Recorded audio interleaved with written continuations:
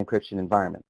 Then Ryan Treat and Hari Nair from our product management team will demo some of the main features in this release and show us how easy it is to put these powerful features to use in your environment. Now, we've got a lot of great features to talk about and a pretty full agenda, so let's get started. So here's the agenda for today's call. We'll start by looking at the release overview and highlighting a few key points on what this release means for you, our customers. And then we'll look at the growing trend of encrypting everywhere and the impact it's having on many of the customers we're working with and the impact on their IT environments. Then we'll talk a bit about what they can do to address some of the challenges and then look at some of the product updates in this release. And then we'll demo some of the new features with the product managers. And then, of course, we'll reserve some time at the end for some questions.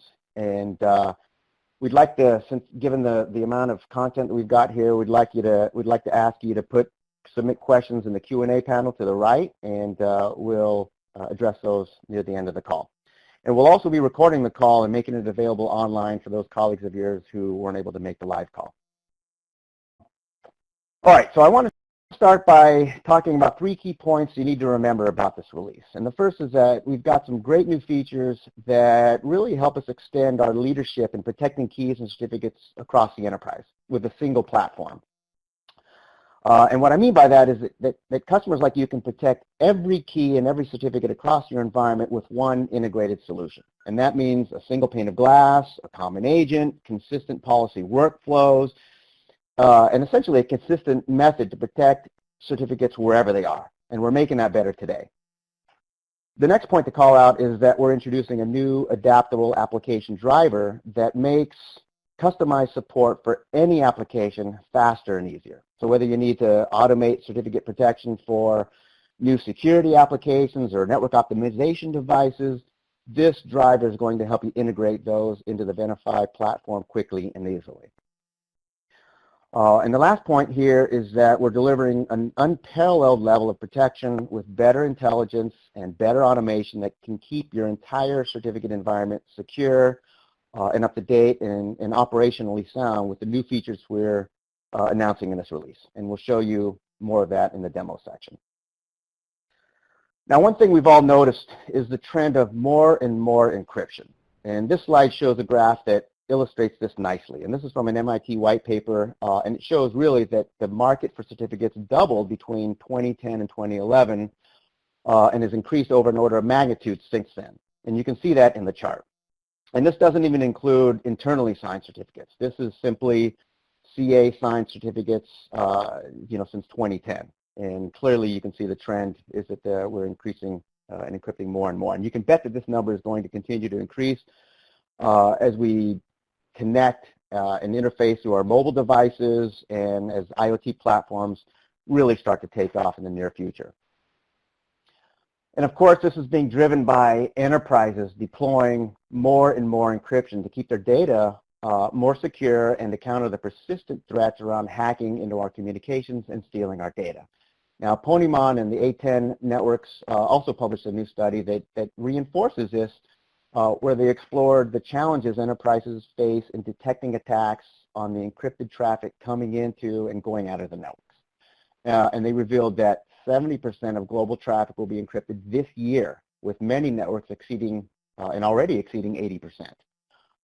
And if that's not enough, their survey reported that this encrypted traffic is going to increase by at least 40% as a percentage of all internet traffic over the next 12 months. So very important. And so what customers and prospects are asking us is that, as this encryption increases, do I really have a standardized way to manage and protect and secure the keys for the security applications like threat detection and data loss prevention and SSL inspection? And what about the network and application optimization offerings that I'm bringing online? And do I really have an effective way to manage and control these in a centralized and standardized way? That's the question you've got to ask yourself, and many customers and prospects are indeed asking that. And so only one vendor brings this all together easily and securely, and that's Venafi. With our ability to centralize and standardize and formalize the protection and management of all these keys and certificates, we're able to do that easily and bring real-time orchestration and protection to all the keys and certificates across the extended enterprise. And in this new release, we're unveiling a new adaptable application driver that makes this much easier and faster to do with whatever applications you've got. It enables really customers to bring full control as the number of certificates grows along with the amount of data that they're encrypting over the network. And what this really translates to is bringing order to chaos. Because if you've got disparate tools and utilities provided by your CAs across the different applications and network devices across the enterprise, and you're doing it manually, as most customers do with spreadsheets, you've got chaos on your hands. And so what we're trying to do is bring some order to chaos by providing the ability to use this driver to bring all the certificates in your environment under control. Not only that, but this elevates the value and efficiency of all the other solutions that need to manage keys and certificates.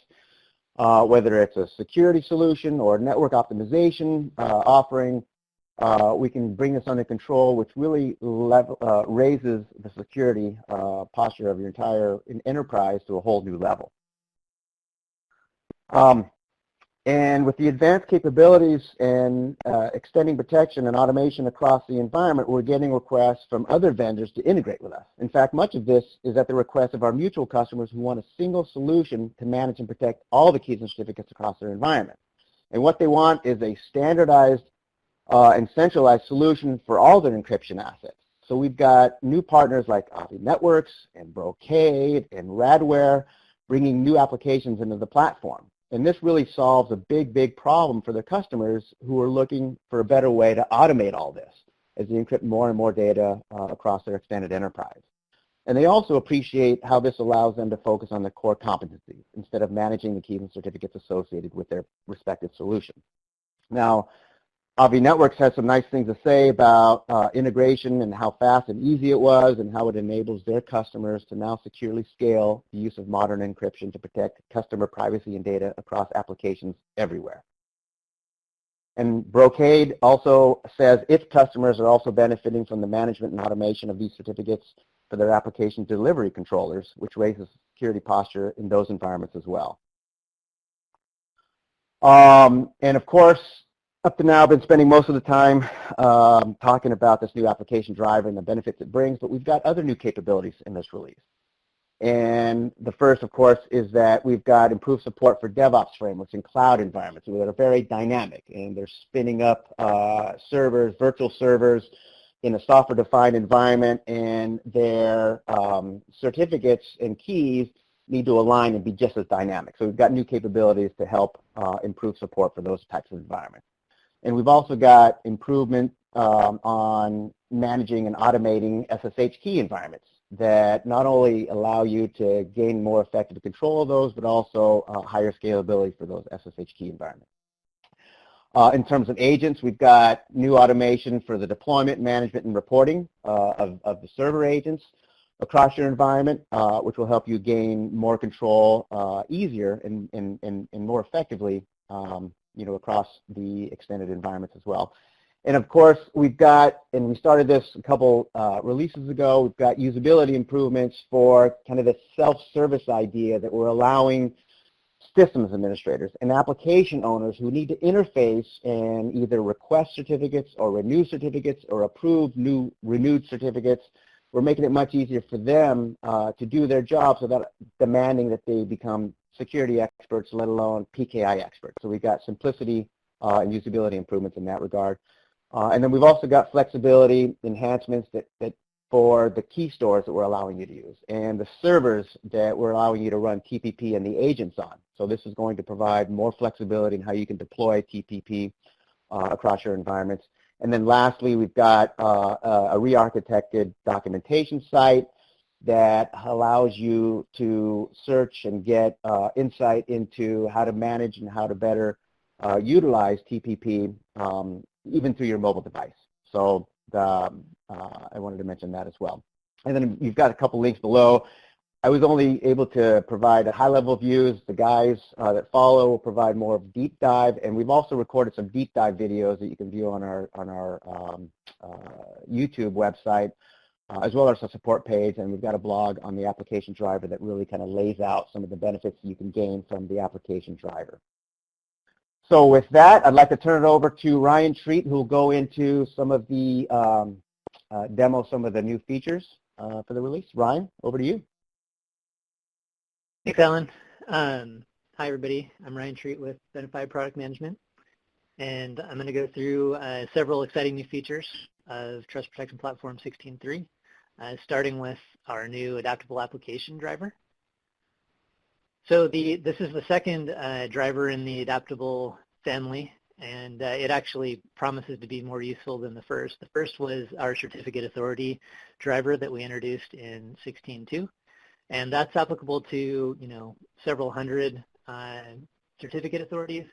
The Adaptable application driver, which is for securely provisioning certificates and keys to network-attached hosts, is applicable to thousands, perhaps even tens of thousands of devices and services. So we expect this one to be a lot more popular. The main thing with our Adaptable driver framework is that we're opening up the ability to do integrations to our technology partners. In the past, this has been something that Venafi has been solely responsible for, which has created kind of a backlog of these opportunities and made it difficult for us to deliver on all the integrations that our customers want. So we're encouraging technology partners to invest more in the integrations and participate more actively. We're also giving our customers the opportunity to integrate with the platform themselves in those cases where a technology partner isn't as interested in integrating and being a part of the process. So both of these things significantly improve the opportunities for the Trust Protection Platform to be managing certificates and keys everywhere in your environment. Just a quick look at the architecture. So like I said, in the past, Venafi has been developing compiled drivers that are part of the platform. Those drivers speak directly to an endpoint device or service. Now with the Adaptable framework, the Adaptable driver is communicating with the PowerShell script that's hosted locally on the Trust Protection Platform server, and that PowerShell script implements all the logic for provisioning certificates and keys, validating certificates, activating, etc., the certificates on the hosting platform or service. The Adaptable application driver provides over a dozen places in the lifecycle of a certificate where you can customize the logic that gets performed. These all align with the lifecycle stages that Venafi has defined for a certificate. Several of them are optional. There are 3 that I've highlighted there in bold that are effectively required, and those are for installing the certificate and private key and extracting the certificate, which is needed to perform our file validation after provisioning and throughout the lifespan of the certificate. This is very flexible. The functions in the PowerShell script are named based upon the tasks that we expect them to perform, but you as the script developer have the full flexibility to have those functions do whatever you want them to do. Now I'm going to highlight some of the differences between this Adaptable application driver and its sibling, the CA driver. With the CA driver, we were able to leverage custom fields, the custom fields feature in the Trust Protection Platform, because those applied directly to certificates. In this case, we're talking about endpoint devices, which have a much broader variety of configuration settings necessary. So because of that, it made sense to give the control over the extra data that a user would provide to the script itself. So as you can see there in the screenshot there, the script itself has a header that defines optional fields that can be added to give users the ability to provide additional data points to the script. And that can be up to 5 text fields, 2 yes/no fields, and 1 password field. The field definitions give you the ability to customize the labels that appear in the user interface and to control whether or not the fields can be specified by policy and whether or not they are required. Kind of going along with that, we felt it was important for the adaptable application driver to mirror other application drivers, and specifically with respect to supporting policy settings. So one of the necessary requirements for that was for us to make the PowerShell scripts so that they can only be assigned by policy. So they can't be assigned directly to the individual adaptable application object instances, only by policy. And this is mainly because the script controls the definitions of the fields, and if you change the script, you change the meaning of the data that's stored for the individual objects. So going along with that, it really helps to ensure the data integrity inside of your environment. And we also highly recommend that when you adaptable PowerShell scripts, you do so at the lowest level in your policy tree. So for example, you wouldn't want to assign it at the top level policy, the PowerShell script that is, because that's effectively locking you into using a single application type. And if you did want to change it in the future, you'd likely have instances of corrupt data that didn't align with the script that was assigned to it. So definitely assign the PowerShell scripts as low as possible in the tree. As Alan mentioned, we've been working with many partners. They've been coming to us for these integrations, and many of them have been very receptive to working with us on this. Brocade, Avi Networks, and Radware are 3 that were very involved with us in the 3rd quarter, and we have fairly mature integrations ready with all 3 of those. We've got a few other partners that are in the queue and more being added every day. Arbor Networks, Gigamon, and A10 are ones that are worth mentioning that are currently looking at our adaptable framework. The other thing here, the driver doesn't ship with a reference sample in 16.3, but it does have a starter template that has all of the functions and the field definitions and all that. So it's a good place to start, and we are planning to add a reference sample in a future release. All right, now let me talk a little bit about some of the changes we've done with validation. So in Trust Protection Platform 15.3, we did a lot of work on validation. And what we were really trying to do in the end is centralize validation on the certificate. So a certificate can perform many different types of validation. Broadly speaking, there's 2 types. There's SSL TLS network validation, and there's onboard file or installation validation, which uses privileged access to check the certificate as it's installed on the device. All of those, for any given certificate, it can have a dozen or more different validation results, and getting a grasp on the overall health of the validation of the certificate is difficult. So that's one of the things that we've been really striving to fix, and I believe we've done so in Trust Protection Platform 16.3. So we've introduced this concept of validation state, which put simply, it represents the combined result of all validation that's performed for the certificate. So whenever validation is performed anywhere, whether it be for the certificate and its attributes or any of the associated application installation instances, this validation state will be recalculated to represent the overall status, overall health of the certificate with respect to validation. So it can only be successful when all of the validation that's performed for the certificate was successful. If any one piece of validation fails, the validation state will be reflected as a failure. And obviously we ignore objects that are disabled. Here's how it looks in both of our user interfaces, WebAdmin and Aperture. You can see that when the SSL TLS result and file result are both success, the validation state is success. That's represented as a green check mark in Aperture.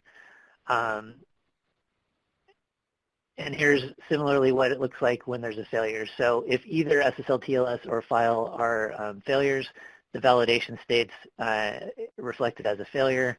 It's a red X in Aperture, and we still retain the red banner when validation has failed. If it's either of them are a failure, so if in this example I had SSL TLS success and file validation failure, validation state would still be failure. As far as reporting goes, the WebAdmin, we've added a new column in the view certificates grid called validation state that reflects the new validation state value.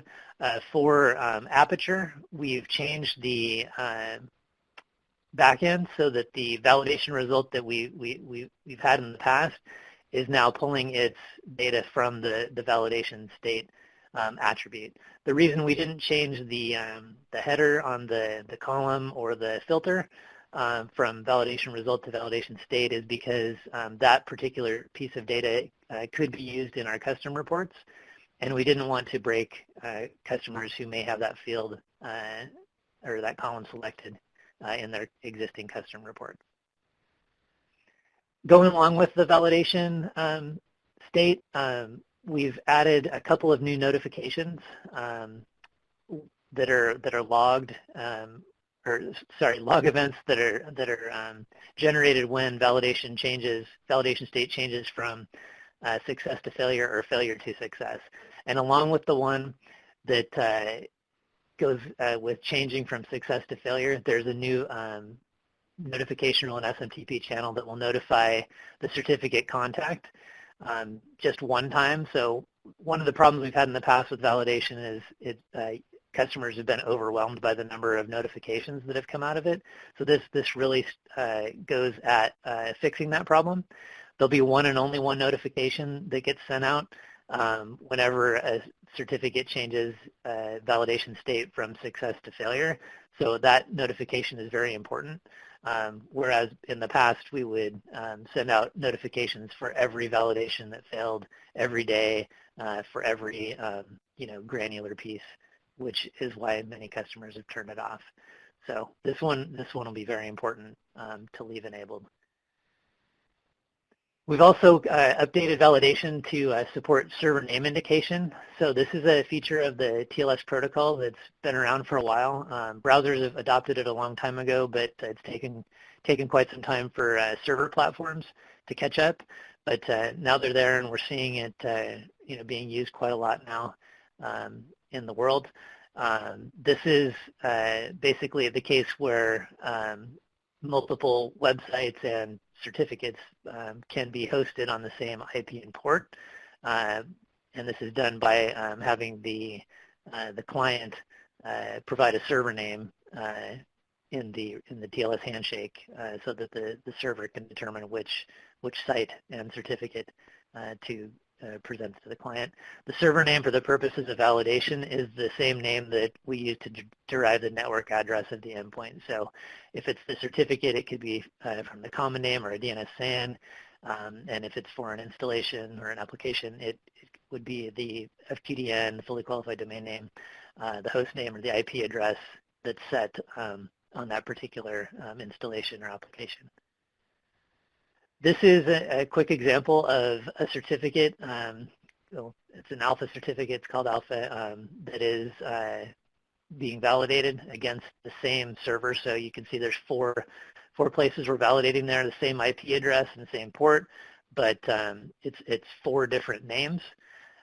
So when this particular certificate is validated against alpha and gamma, it's successful for both. And the reason for that is the same certificate is being presented back in both cases by the server. That's how we had it configured. And the second, the gamma certificate, or the gamma name, is actually matching the certificate because it's a DNS SAN. Similarly, when we validate that same endpoint using different names, the same certificate, so we're validating the alpha certificate against the beta name, the server is giving us back the beta certificate, so we get an unexpected certificate found, a mismatch. Same with delta, which is a SAN case. All right, now moving on to some other notable enhancements. So on the driver side, we did a couple of significant enhancements to the F5 driver. We've updated it to support password encrypted private keys when provisioning on F5 version 11.5 and higher. This is really a good security feature because the private keys, when they're provisioned via the API, they retain the same format that was used when they're provisioned. So if they're provisioned non-encrypted, they stay non-encrypted on the to the users of the F5 web interface. And similarly, if they're provisioned in an encrypted form, they stay encrypted on to the F5 web interface. So this prevents, by provisioning them password encrypted, it prevents F5 administrators from having access to private keys unless, of course, they know the password that was used when they were provisioned. We've also updated the F5 driver to support server name indication better. In the past, we were able to support it, but it required SSL profiles to pre-exist. Now the driver, when it creates SSL profiles, can create them with SNI settings. And the big benefit here is that when those profiles are created, they won't cause all of the existing SNI profiles that are assigned to a virtual server to be replaced because the virtual server won't allow a non-SNI profile to be added to a collection of SNI profiles. Lastly, we've updated the Symantec family of certificate authority drivers, the Symantec Managed PKI for SSL, the GeoTrust TrueFlex, and the Thought certificate authority drivers to support a certificate transparency redaction option. So Symantec mistakenly issued some certificates for Google domains and were caught by Google doing so. So they were required to log all of the certificates they issued to certificate transparency servers. This is something that our TrustNet feature is actually really good at because we use certificate transparency log servers as one of the sources for our information there. And so Google was able to see this because they own the certificate transparency log servers. It's their solution. But a regular enterprise customer wouldn't have that same level of visibility without a product like our TrustNet feature. So something to consider there. The redaction option specifically goes to allowing customers to basically opt out of having their full certificate information logged to the transparency servers. The reason they might want to do that is because the certificates that they're issuing from one of these public CAs are only being used internally inside their enterprise. So they want to keep that information as private as possible. We've also made a few security enhancements. So we've increased our password complexity requirement from 8 characters to 12 characters now. This applies to when downloading private keys and for our local user identities. It also now requires 3 categories of complexity, uppercase, lowercase, alphabetic, and numeric, and special characters. This is aligns with all published standards and guidelines and is compliant with recommendations by all of the major software and hardware vendors as well. We've also made an enhancement in the area of password-based encryption. So with this specifically with respect to private key downloads. So there's a new policy control that allows you to choose from one of three options: low, medium, and high security, which are inversely related to compatibility with the applications that exist out there. So we suspect that the medium security good compatibility is probably the most applicable at this point to applications in general. But newer applications should support the high security, and all legacy applications should support low security. The main thing to mention here is that this applies for PKCS 8 formatted private keys. When it comes to the OpenSL legacy format, it only supports the MD5 by design, effectively the low security. So when you've decided to lock password-based encryption by policy to medium or high, the option to download private keys in the OpenSSL format disappears. We've also added the ability now to download Java Keystores through both of our consoles and our REST API, specifically the certificates retrieve method. This is a great new feature that we think is going to be very widely used. It's great for those cases where you have an application server that for whatever reason can't be provisioned to, and so your lines of business are having to generate a new key store using Java Key Tool, generate a new CSR, have that enrolled, get the certificate back, and again use Key Tool to import that certificate. That's no longer necessary. They can just come directly to our web admin or Aperture interface and select Java Key Store and download it in that format, and then just drop the file on their servers and be ready to go. So no more messing around with Java Key Tool, which I think is going to be a really great thing. We've also updated our API, specifically the certificates request API method. So this, in the past, this was just used to request certificates. Now it's used to, or it can specify additional host details about certificate. We've added support for Red Hat Enterprise Linux 7 and CentOS 7, which is the open source equivalent. We've also deprecated support for HPUX PA RISC, which HP stopped supporting back in 2006. Titanium version is still supported. Now let me talk a little bit about data lifecycle management.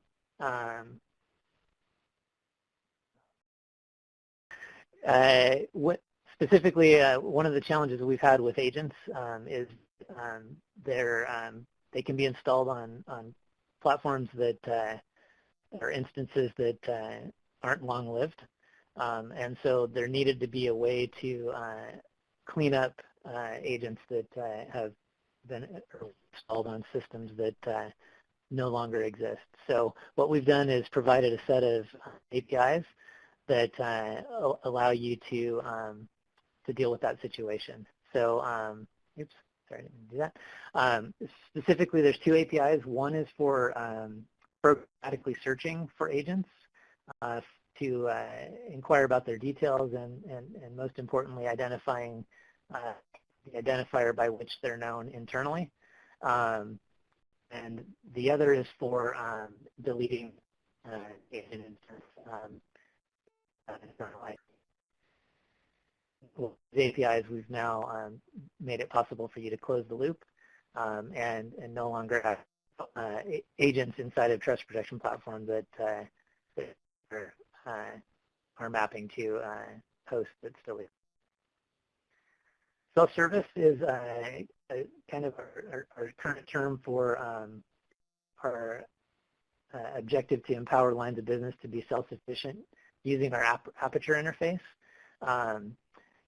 The goal here really is to take the burden off of security and PKI who are small staff teams, don't have the bandwidth to be spending a lot of time with end users.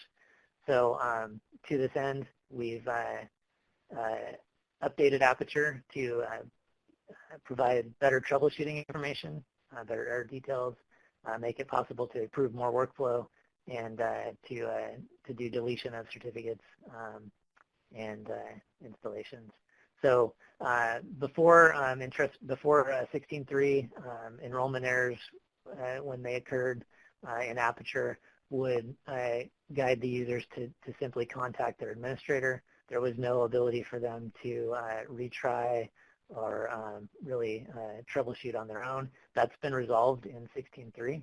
So we're now showing more error details, both on the certificate inventory list and on the certificate summary. Users of Aperture now have the ability to retry when a certificate is in error, and they can also cancel, which is the Aperture term for the behavior of resetting a certificate to a steady state. And this is just a quick look at the Aperture interface.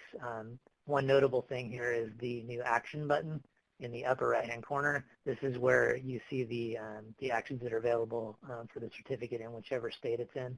So in this case, we have a certificate that's in an error state, and the user has the ability to retry or cancel the request, something that they would want to retry after they've resolved the issue, whether it's external or by updating the configuration.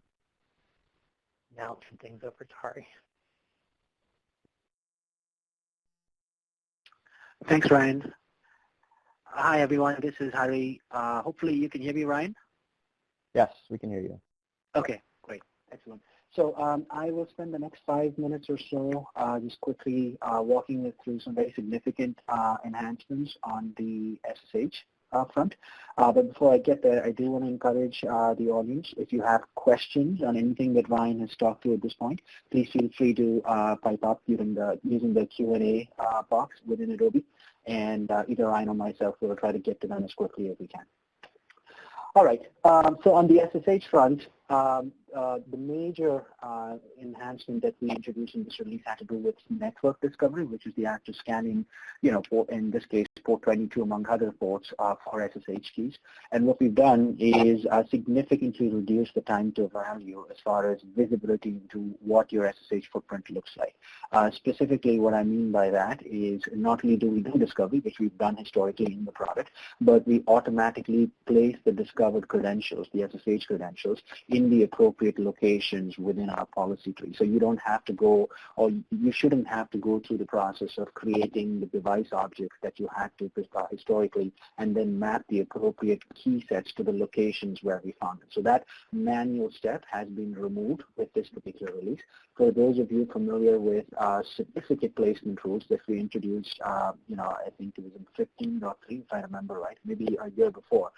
This is along the lines of that, but from an SSH standpoint, it is a major enhancement because just by virtue of the number of SSH servers that you typically find in an environment, the ability to kind of bring all of that in to launch those discovery scans from our Aperture console and also have the discovered keys be automatically placed helps administrators get in control of their SSH visibility problems very, very quickly. The next couple of screens are meant to kind of show you how this is as we introduce into the product. The first one here that you see on your screen is about a workflow where as the SSH administrator for Venafi, you basically go through the process of creating a job, selecting where you want this discovery job to focus on the IP addresses, ports, etc. You select and create your placement rules, and we'll walk through what placement rules are in just a little bit. We run the discovery jobs at that point. Before these credentials get automatically placed into the locations that you think were appropriate, we give you the ability to preview what we discovered, adjust these rules if so desired, and then once these rules are fairly set, now you have your discovery kicking in continuously, automatically placing the appropriate credentials in the locations in our policy tree. But that is only the first part of this. As part of discovery, once you've realized where the majority of the SSH credentials are, you now have the ability to launch either an agent-based scan or an agent-less scan to get more information, more visibility into what the SSH footprint looks like. This will include discovery and the consumption of things like the authorized keys list. So in the future, as you go about remediating SSH, you have the ability to then go out and say, okay, if I want to rotate a key, I can, in effect, address all of the locations where these keys are trusted, swap out the new key or the old key for the new one, and make sure that those changes are effectively taking place before I remove the old key completely. So this network discovery is a very, very quick way to get visibility into your SSH environment, and what we've introduced in 16.3 significantly accelerates the time between, yes, we found key material, to yes, we're in a position to take action, whether it's grouping by virtue of the SSH protocols where they were found in terms of the IP addresses, etc., or other criteria that you may have. The next couple of screenshots are about how you configure this within the product. Within network discovery in Aperture, you now have the ability to launch both SSH and TLS discovery scans. You can combine those two into a single scan. So for those of you who are relatively new to the product, you have the ability to launch a single scan that gets you both SSH and TLS visibility. You can also separate these two into different scans if you wish to, but the process is pretty much the same for those of you who are already using this or taking advantage of this functionality on the certificate front. Placement rules, as I alluded to a little earlier, there are a number of placement criteria, if you wish, some of which you see on the screen out here. Some of these are generic, host name, IP address, port, etc., but some of these are very specific to SSH. For example, support for SSH v1 or v2. These are criteria based on which you could place weaker keys as per your disposition into the appropriate location within our policy or our folder structure. What you see here on this next screen is a preview, right? So you've created your placement rules, you've launched your discovery scan. Now, before these changes effectively, take effect, you have the ability to kind of view the results. You have the ability to see what was new, what was already there, and then preview, what rule impacted what set of discoveries, if you would. So all of that is in the product in Aperture. And for those of you familiar with how certificate discovery works, very, very similar to that component of the Trust Protection Platform. In addition to network discovery, which is what we were speaking about all this while, there's been a number of significant improvements on the agent list discovery as well. And this is where we can remote into a box, do a discovery without having to deploy a Venafi agent on that box. For those of you kind of, again, getting familiar with our SSH offering, we offer both agent-based and agent-less mechanisms for key discovery and rotation. Now, in this release, there's a couple of optimizations that we have introduced from a file download perspective, from a key download perspective. We're now a lot more intelligent about downloading new material. Or having to preclude download new material because nothing has changed since the last discovery. I have another slide that captures this in more detail. But at the end of the day, this results in, orders of magnitude in terms of performance improvements, if you would. We'll talk about that in more detail. But in addition to this, on the agentless discovery front, we also have updated our use of privileged commands like sudo, where, you require the use of certain commands, in order to do deep discovery, if you would. We've kind of truncated that list as much as possible. We've introduced new commands, and we'll go through that in short order here. The first one is about agentless discovery. What you see in the red bars on the screen in front of you is the performance as of 16.2. And then in 16.3, you'll see how much we've improved this. As I mentioned, these are orders of magnitude faster with 16.3 as compared to 16.2. And for a first discovery, this is at least 3 times as fast for subsequent discoveries, which is where, we realize that once we've downloaded a key pair, if that key set hasn't really changed, we shouldn't have to go back and download it again. That makes it even faster than it was in 16.2. So for those of us, in our customer base who has large deployments of SSH key material, 16.3 will result in even faster performance as compared to earlier releases. The next slide here is about, the use of privileged commands. So, as I alluded to earlier, there are certain SSH, functions that we need to perform that require the use of elevated privileges. What you'll see on the right is a set of commands that we used to, depend on that are no longer required. So it effectively minimizes or limits the number of, use cases where we need access to elevated privileges. And then on the left, you'll see in blue, grep and SHA-256. These are newly introduced in version 16.3 that help us with better discovery, better remediation capabilities, if you will. And finally, this last slide here talks about, again, performance improvements from the perspective of both discovery and remediation, primarily for agentless, which has been a big focus for us in this release. So again, in keeping in tune with some of our larger and more advanced SSH customers, we've improved the performance of agentless discovery to the extent of being able to discover, up to 10,000 devices within an hour, right? And then from the remediation standpoint, the same key set can be rotated on up to 10,000 devices within an hour and a half. Why this is significant is because as we walk into, new SSH environments, we do find examples of such, widespread use of SSH, where by virtue of, when the key was introduced, by virtue of the fact that SSH key material don't generally have metadata associated with them, you do see or run into instances where the same key pair is effectively on a number of servers, if you would, in this case 10,000, right? So for us to be able to remediate SSH-related vulnerabilities, weaknesses, we need to make sure that when such an event is triggered, we can effectively accomplish this in a reasonable amount of time. And as compared to previous releases, again, to be able to do this across 10,000 devices in an hour and a half is a significant and impressive enhancement, that was done by the Trust Protection Platform engineering team. So that kind of wraps up the enhancements on the SSH front. Alan, I will hand it back to you for the last slide here. Take us home. Thank you, Hari. And so in closing, what I'd like to do is advise that 16.3 is available now. Speak to your sales rep, your client rep, directly to learn more information about this, or you can actually go to our website, download some information, review the deep dive videos that we place. I've given you the link for our YouTube channel. The same videos are available on our support page. You've got the link to the new blog on the Adaptable driver, as well as the link for the new features overview that is also posted on our support page.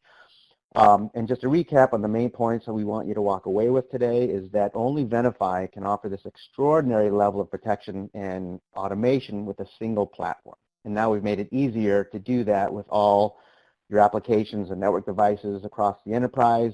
Bring those in control. And of course, with the new features in this release, we're giving you also advanced intelligence and automation you need to support your growing encryption environments. And so with that, we've got a few minutes for any questions you have. So if we can open up the lines to the audience for questions. Julie and Ryan, please. We'll see if anything comes in. Doesn't seem to be anything in the Q&A, the chat box. So if anybody has any questions, let's take those as they come in. Actually, I do see questions in now. Question about sound. Let's see. No, it was basically, there's comments about, sound being impacted, but no specific product-related questions that I can see at this point. Thank you, Alec, for the feedback. Much appreciated. Feel free to reach out to us as you, get introduced to 16.3 and play on with all of the new functionality that we've introduced in this release. Yes, one question. This is Alan. I mentioned earlier in the earlier chart about the increase in the number of certificates globally. And the MIT report that I got that from the white paper, if anybody is interested in that, it's got a lot of information about the growth of encryption and the different actors that are involved. the CAs, for example, the browsers. So if anybody wants to take a look at that report, if you're in the PKI team or responsible for encryption across your environment, that might be a good read if you'd like. So please send me, Alan Marin, a note if you'd like to have access to that report.